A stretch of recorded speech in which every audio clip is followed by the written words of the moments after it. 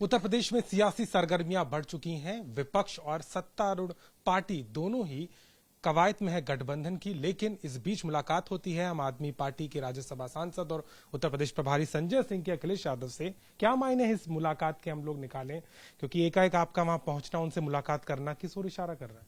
देखिए, कल भी मैंने इस बारे में कहा था और आज भी स्पष्ट करना चाहता हूं।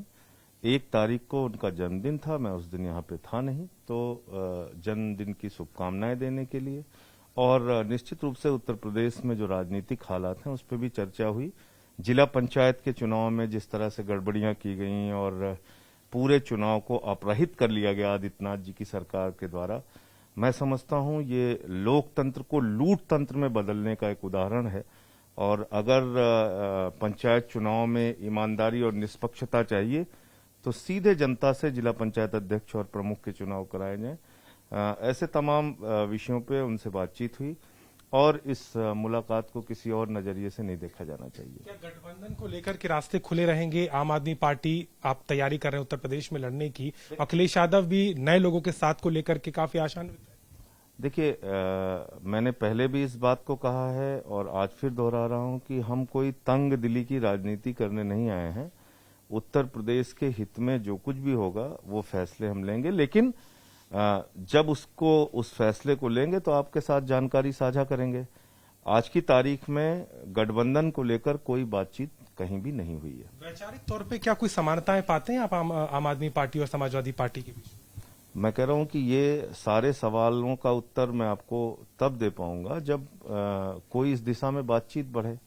अभी आप कल की मुलाकात के संदर्भ में अगर आप पूछ रहे हैं तो उसका जवाब मैंने दे दिया कि मैंने क्यों मुलाकात की थी। उत्तर प्रदेश में जितने भी तमाम अब दल हैं, चाहे ओवैसी साहब की बात कर ले, सुहेल देव पार्टी की बात कर ले, वो एक अलग मोर्चा बनाने को तैयार है। आपको लगता है कि एक बड़े मोर्चा और एकजुटता जो विपक्ष की रहेगी वो भूमिका निभा सकती है जो बिहार में हुई थी? देखिए, मैं राजभर जी की बात तो नहीं करता, क्योंकि राजभर जी से जब भी मुलाकात हुई उन्होंने बड़ी अच्छी चर्चा की, सार्थक चर्चा की। वंचित समाज, पिछड़े समाज के साथ जो कुछ भी उत्तर प्रदेश में हो रहा है उसको लेके उनसे बातचीत हुई। लेकिन ओवैसी साहब का जो बयान आया कि मैं उत्तर प्रदेश में 100 सीटों पे लड़ूंगा, उसके बाद ओवैसी साहब कह रहे हैं कि आदित्यनाथ को हम मुख्यमंत्री नहीं बनने देंगे। तो भारतीय जनता पार्टी को हराना हम सबका मकसद है। आदित्यनाथ को मुख्यमंत्री नहीं बनाने देंगे का मतलब कि आप चुनाव को पोलराइज करने की बात कर रहे हैं। आदित्यनाथ मुद्दा है या उत्तर प्रदेश में जो आदित्यनाथ की सरकार के द्वारा गुंडागर्दी की गई है वो मुद्दा है?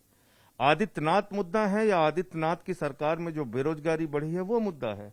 आदित्यनाथ मुद्दा है या आदित्यनाथ की सरकार में जो बिजली के दाम आसमान पे पहुंचे हैं वो मुद्दा है?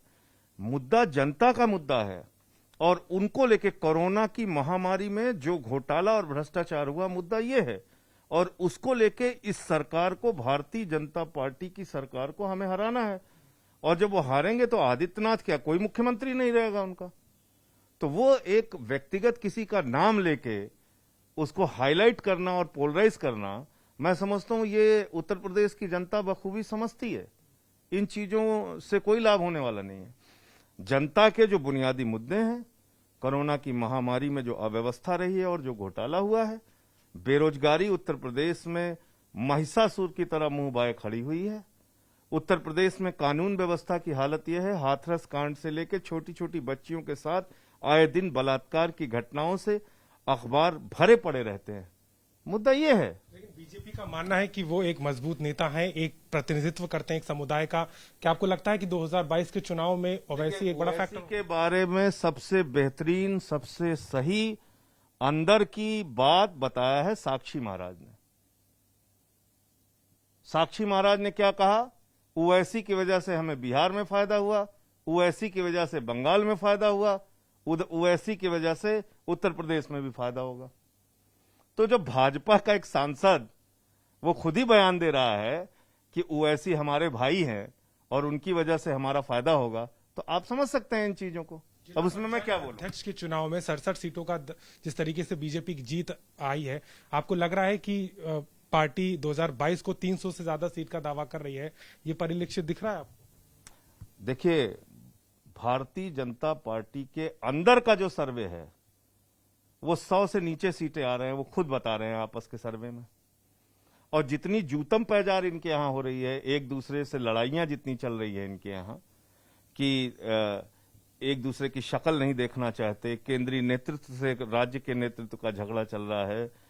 आदित्यनाथ जी की हालत ये कर दी जाती है, सुबह चाय पे यहाँ घुटना टेको, दोपहर में खाने पे वहां घुटना टेको, शाम को फिर वहां घुटना टेको, सुबह उठ के फिर वहां घुटना टेको।